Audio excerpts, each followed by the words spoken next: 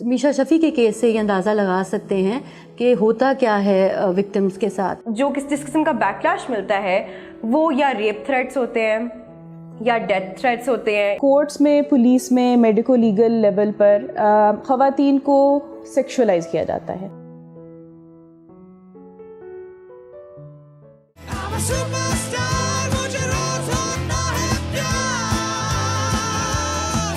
یہ علی ظفر ہیں، پاکستان کے مشہور راک سٹار اور فلم سٹار. اپریل 2018 میں گلوکارہ میشا شفیع نے ٹویٹ کیا کہ ایک میوزک شو کی ریہرسل کے دوران علی ظفر نے انہیں جنسی طور پر ہراساں کیا. اس ٹویٹ کے بعد بہت سے لوگوں نے میشا شفیع کو شدید تنقید کا نشانہ بنایا. تنقید کرنے والوں میں کئی مشہور خواتین، گلوکار اور اداکار بھی شامل تھے. میشا شفیع کی تصاویر آن لائن پوسٹ کر کے ان کے چال چلن اور طرز زندگی کے بارے میں ہر طرح کے الزامات لگائے گئے.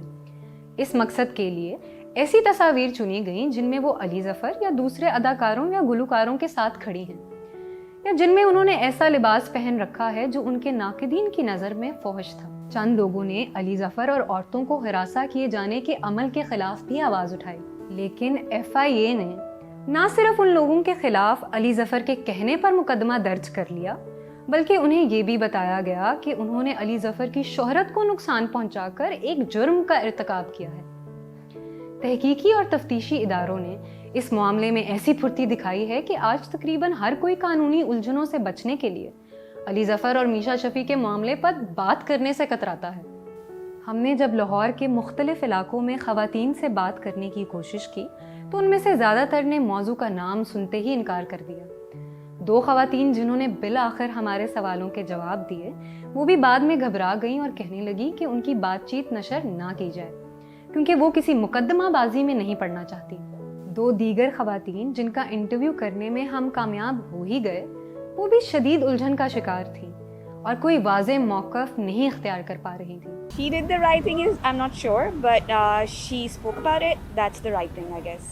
ہمیں نہیں پتا کہ ان دونوں کے درمیان کیا ہے، لیکن I feel like there's something sketchy between the people that are like accusing like Ali Zafar. دوسری طرف میشا شفیع کی طرف سے لگائے گئے الزامات پر تحقیق، تفتیش اور سماعت ابھی تک تکنیکی نکات سے آگے نہیں بڑھ سکی. پنجاب کے محتسب کی عدالت سے لے کر پنجاب کے گورنر اور لاہور ہائی کورٹ تک انہیں بتایا گیا ہے کہ ان کو ہراساں کرنے کا مبینہ واقعہ ایک نجی اسٹوڈیو میں پیش آیا جو کام کی جگہ کی قانونی تعریف پر پورا نہیں اترتا.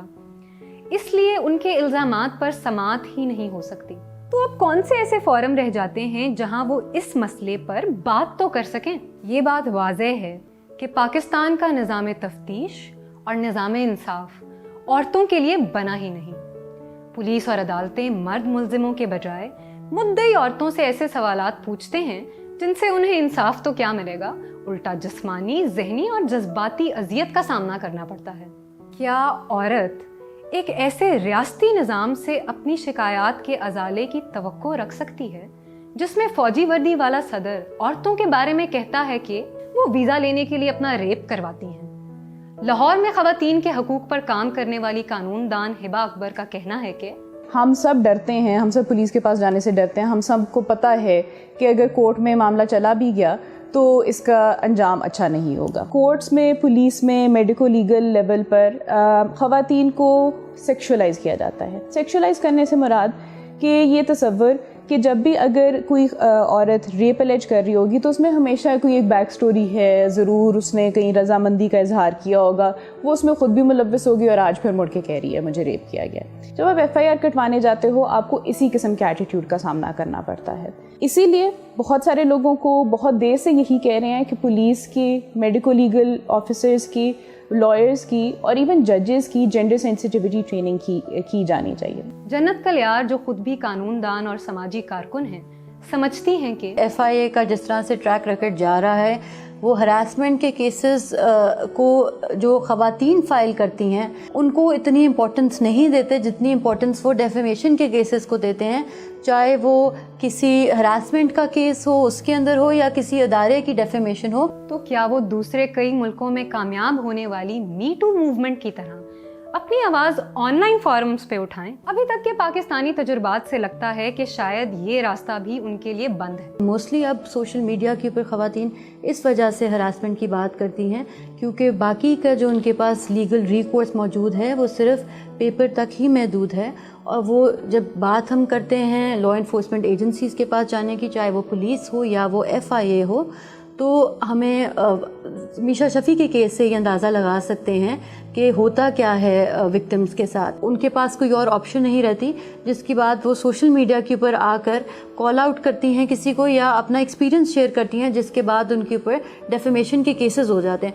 जब तक हम डेफेमेशन के मिसयूज़ को बंद नहीं करेंगे, चाहे वो सिविल डेफेमेशन हो या क्रिमिनल डेफेमेशन हो, इनका मिसयूज़ औरतों के खिलाफ बंद नहीं होगा। आइडियली तो ख़वातीन को सोशल मीडिया का रुख करने की ज़रूरत ही नहीं होनी चाहिए और उनके पास इतना रिकोर्स मौजूद होना चाहिए कि वो अगर पुलिस के पास जाएं तो वो अगर किसी किस्म का वायलेंस अपने ख़िलाफ़ रिपोर्ट करती हैं, चाहे वो सेक्शुअल वायलेंस है, डोमेस्टिक वायलेंस है, उसको सीरियसली लेना चाहिए और उसको एड्रेस करना चाहिए। तो क्या फिर वो अवामी मकामात पर एहतजाज करें जहां आते जाते लोग उनके कपड़े देखकर उनके किरदार का फैसला करें? क्या वो मर्द उनकी आवाज़ कभी गौर से सुनेंगे जिनके लिए अपने घर की औरतों के सिवा हर औरत बदकिरदार है? डिजिटल हकूक और औरतों के मसाइल पर काम करने वाली नौजवान खातून अलीना अंजुम कहती हैं कि जब हम देखते हैं कि हम एक्टिविज़म करते हैं, चाहे वो पब्लिक स्पेसेस में, सोशल स्पेसेस में हो या वो सोशल मीडिया पे हो, तो उसमें बहुत सिंपली आपको जिस किस्म का बैकलैश मिलता है वो या रेप थ्रेट्स होते हैं या डेथ थ्रेट्स होते हैं या आपकी प्राइवेट पिक्चर्स जो आपके सोशल मीडिया अकाउंट से ली गई होती हैं उनको लीक करना होता है, उनको पोर्नोग्राफिक फ़ोटोशॉपिंग हो रही होती है, या किसी किस्म की किरदार कशी या जो आपकी विलिफिकेशन है उसको एक टूल के ज़रिए, एक टूल की तरह इस्तेमाल किया जाता है टू साइलेंस ऑल सर्वाइवर्स।